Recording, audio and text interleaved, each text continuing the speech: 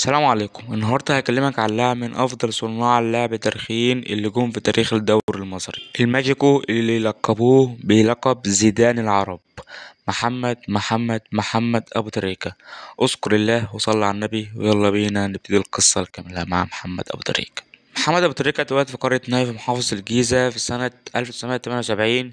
محمد أبو تريكة ابتدى حبه بالكورة ابتدي من هو صغير، خصوصا إنه كان لعيب جدا وهو صغير. لكن كانت في مشاغل في الحياة أو متاعب في الحياة، زي إن والده كان شغال في مصنع طوب، فطبيعي إنه يبقى شغال مع والده في المصنع. لكن ده ما منعوش إنه يبدأ في رحلة الناشئين مع نادي ترسانة سنة عام 1991. قعد في مرحلة الناشئين مع نادي ترسانة 7 سنين لحد سنة عام 1997 اتصعد للفريق الأول، وقدر إنه يصعد مع نادي ترسانة للدوري الممتاز لحد ما تيجي سنة 2004 اللي انتقل فيها نادي ترسانة. كإحصائيات مع نادي ترسانة فهو كان من أكتر المواهب البارزة جدا في الدوري المصري، خصوصا إنه لعب 51 مباراة سجل فيهم 29 هدف، خصوصا انه كان عليه اهداف ولمسه حريفه جدا. واتعرض عليه الاهلي والزمالك فقرر انه يصلي استخاره، ساعتها بيقرر انه ينتقل للنادي الاهلي في صفقه مدويه جدا، ولكن كانت في البدايه صفقه محدش يعرفها. وبينا ننتقل للفصل الابرز في تاريخ محمد ابو تريكه. محمد ابو تريكة اول ما انتقل للنادي الاهلي ما عملش الضجه الكبيره جدا اللي الناس كانت مستنياها، لكن محمد ابو تريكة كانت موهبه ما فيش اتنين يختلفوا عليها. محمد ابو تريكة عمل انجازات في النادي الاهلي لا تعد ولا تحصى، ولو قلت من هنا لبكره على انجازات محمد ابو تريكة واهدافه وابرز الاحداث اللي عملها مع النادي الاهلي مش هيكفي.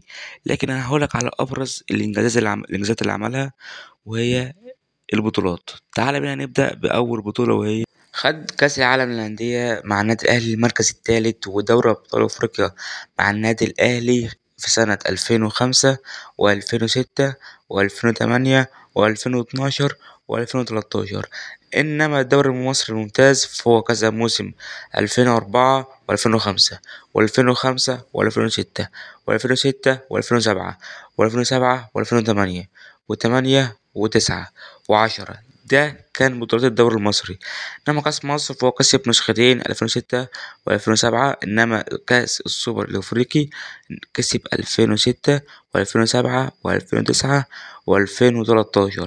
وكأس السوبر المصري كسبوا 5: 2005 و2006 و2007 و2008 و2010 و2012. 6 عفوا. دي كانت أبرز البطولات اللي خدها محمد أبو تريكة مع النادي الأهلي.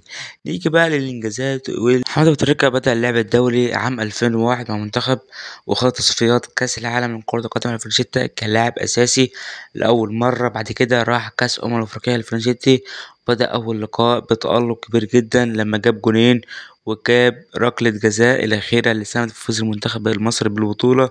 بعد كده في نفس البطولة في 2008 للمرة تانية حتى، و2005 و2006 و2007 و2008. وهداف بطولة كأس العالم للأندية 2006 أحرز 3 أهداف. وهداف بطولة دوري أبطال أفريقيا 2006 أحرز 8 أهداف. وغير كده تكلم أبو تريكة ضمن رموز كرة القدم في كونغرس الفيفا 66 في المكسيك على يسار جياني أنفانتينو رئيس الفيفا، عشان هداف بطولة الدوري الممتاز 2005 و2006 وأحرز فيهم 18 هدف. وهداف بطولة كأس مصر 2007 أحرز 4 أهداف. وتم اختياره من ضمن أفضل شعب أفريقي، واختياره من الفيفا ضد فريق منتخب القارات في بطولة كأس القارات ومنتخب المئوي كجوائز شرفية. لو جيت تبص على مجمل أهداف محمد أبو تريكة هتلاقي إنه لعب 352 مباراة سجل فيهم 156 هدف كأهداف أسطورية سجلها صانع لعب تاريخي في فترة قصيرة جدا مع النادي الأهلي، وخصوصا إن صانع اللعب بيعتمد أكتر على إنه يصنع أهداف مش يجيبها.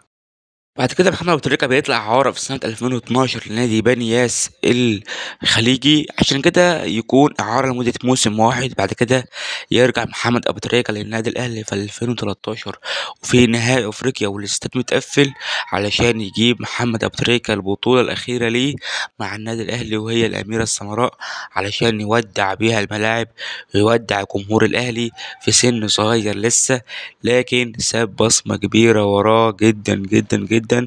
محمد ابو تريكة من اكتر الناس اللي الجمهور زعل عليه انه مشى، خصوصا انه اخر مباراة كان الجمهور حرفيا مقطع الاستاد، ولما ابو تريكة جه الاستاد الامن ذات نفسه احتفل معاه من كتر الفرحة. لكن محمد ابو تريكة اسطورة مفيش حد يقدر يختلف عنه، ودي ابرز ارقامه مش اكتر. محمد ابو تريكة من اساطير كرة القدم، خصوصا ان ليه مواقف كبيرة جدا مع غزة. محمد ابو تريكة حاليا بيشتغل في بين سبورت كمحلل رياضي. نتمنى له كل التوفيق، وكده تكون انتهت قصتنا مع الماجيكو الهداف زيدان العرب محمد أبو تريكة، بعد مسيرة حافلة من الترسانة للأهلي للمنتخب المصري لفريق بنياس. وبس كل خلصت حلقتنا، سبسكرايب وسلام.